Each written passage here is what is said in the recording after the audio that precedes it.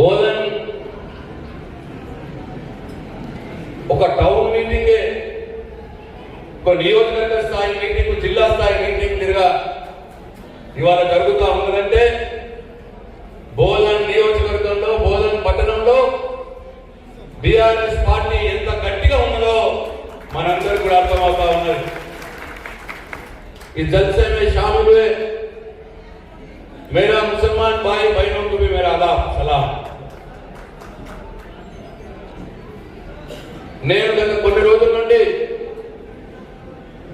నిజామాబాద్ జిల్లాలో ఈ మున్సిపాలిటీ ఎన్నికల సందర్భంగా అన్ని మున్సిపాలిటీలకు తిరుగుతూ ఉన్నాం. మన నిజామాబాద్ పట్టణానికి పోయినాం, భీమ్గల్కి పోయినాం, ఎల్లారెడ్డికి పోయినాం. ఎక్కడ చూసినా బీఆర్ఎస్ పార్టీ హవా కొనసాగుతున్నది అని చెప్పి మీ అందరినీ నేను మనం వేస్తా ఉన్నా. ఎక్కడ చూసినా ఇదే ఉత్సాహం, ఎక్కడ చూసినా ముఖ్యమంత్రి రేవంత్ రెడ్డిని, కాంగ్రెస్ పార్టీని తిట్టనోరు లేదు. మళ్ళా బీఆర్ఎస్ పార్టీ రావాలా, మళ్ళా కేసీఆర్ రావాలి, మళ్ళా బీఆర్ఎస్ పార్టీ నిలబడ్డటువంటి కౌన్సిలర్లు గెలవాలి, మున్సిపల్ చైర్మన్లు గెలవాలి అన్న ఆలోచన ప్రతి దగ్గర కూడా కనిపిస్తా ఉన్నది అని చెప్పి మీ అందరినీ మనం చేస్తా ఉన్నా. ఇవాళ బోధన్ పట్టణంలో కూడా నాకేమాత్రం డౌట్ లేదు, షకీల్ గారి నాయకత్వంలో ఇక్కడ నిలబడ్డటువంటి 36 మంది కౌన్సిలర్లు మెజారిటీ, మంచి మెజారిటీతో విజయం సాధిస్తారనే పూర్తి నమ్మకం నాకు ఉన్నదే బోధన్ మున్సిపాలిటీ మీద 3వసారి గులాబీ జెండా ఎగరడం ఖాయమని మీ అందరిని చూస్తే నాకు అర్థమవుతుందని చెప్పి మనం వేస్తా ఉన్నా. హ్యాట్రిక్ విజయం తీసుకోవాలి, దాంట్లో ఏమాత్రం అనుమానం లేదు అని చెప్పి మీ అందరిని నేను మనం వేస్తా ఉన్నా. ఇవాళ ఏం జరుగుతున్నది? షకీల్ గారు 10 సంవత్సరాలు మీ అందరి దయతో, మీ అభిమానంతో ఎమ్మెల్యేగా గెలిచినాక బోధన్ నియోజకవర్గాన్ని, బోధన్ పట్టణాన్ని ఎంత డెవలప్ చేసిందో మీ అందరి కళ్ళతోటే చూసి, అందుకే మొన్న కాంగ్రెస్ దారుణంగా షకీల్ గారు చాలా తక్కువ ఓట్లతో ఓడిపోయినాడు. గెలిచిన ఆయన గెలిపే కాదు, షకీల్ గెలుపు వాస్తవంగా ఆయన గెలిచి కొద్ది తేడాతో ఓడిపోయినాడు. ఎందుకంటే ఆయన పనులంతా చేసినాడు. కేసీఆర్ గారు అన్ని వర్గాల ప్రజల్ని కడుపులో పెట్టుకొని సాగుతున్నాడు. మైనారిటీ వర్గాల్ని, రైతుల్ని, మహిళల్ని అందరినీ కూడా కడుపులో పెట్టుకొని, అన్ని కులపుత్ర వారిని కూడా కడుపులో పెట్టుకొని సాగుతున్నాడు. షకీల్ గారు కూడా కేటీఆర్ గారిని రిక్వెస్ట్ చేసి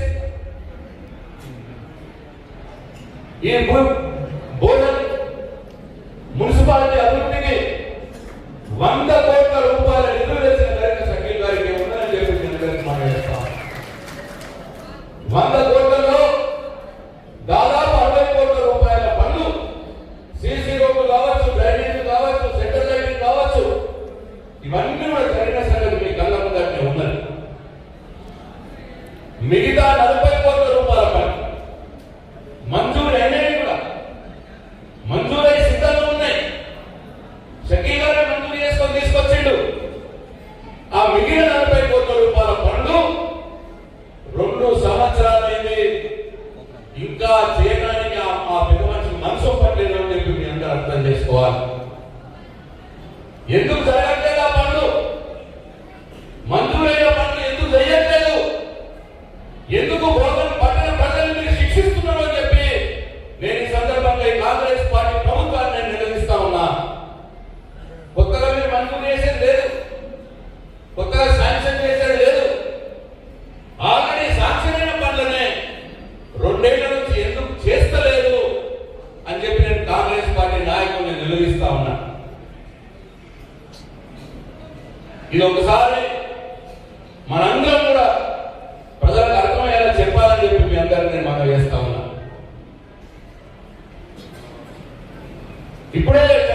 చెప్పినారు. పగడపల్లి గ్రామంలో ఆ రివర్ మీద నది మీద చెక్ డ్యామ్ కడితే రైతులకు ఎంత లాభం కలిగిందో కూడా మీ అందరూ గమనంలోనే ఉండాలి. బోధన నియోజకవర్గంలో అనేక చెక్ డ్యామ్లు కట్టిన ఘనత షకీల్ గారికి దక్కింది. నేను ఒకటే ప్రశ్న వేస్తా ఉన్నా, మన పెద్ద మనిషి ఇరిగేషన్ శాఖ మంత్రి కూడా ఉంది కదా, మరి ఆయన ఉన్నప్పుడు ఎందుకు చెక్ డ్యామ్లు కట్టలేదు అని చెప్పి నేను అడుగుతా ఉన్నా. రైతులు గుర్తుకు రాలేదా అని చెప్పి నేను అడుగుతా ఉన్నా. మీ చేతిలో పనే కదా, ఇరిగేషన్ శాఖ మంత్రిగా ఉంది కదా, రైతుల కోసం చెక్ డ్యామ్ ఎందుకు కట్టలేదు అని చెప్పి నేను ఈ సందర్భంగా అడుగుతా ఉన్నా. మరి అనేక రకాలుగా బోధన నియోజకవర్గంలో కేసీఆర్ గారి దయతో, కేటీఆర్ గారి దయతో షకీల్ గారు అభివృద్ధి పనులు చేసినారు. ఇవాళ ఏం జరుగుతా ఉన్నాం? 2 సంవత్సరాలు అయింది, ఒక తట్టడి మట్టి కూడా ఇటు నుంచి అటు వస్తలేదు. మనం వేసిన రోడ్లు గుంతలు పడితే ఆ గుంతలు ముడిచే పని కూడా చేస్తలేదు ఈ 2 సంవత్సరాల నుంచి గవర్నమెంట్.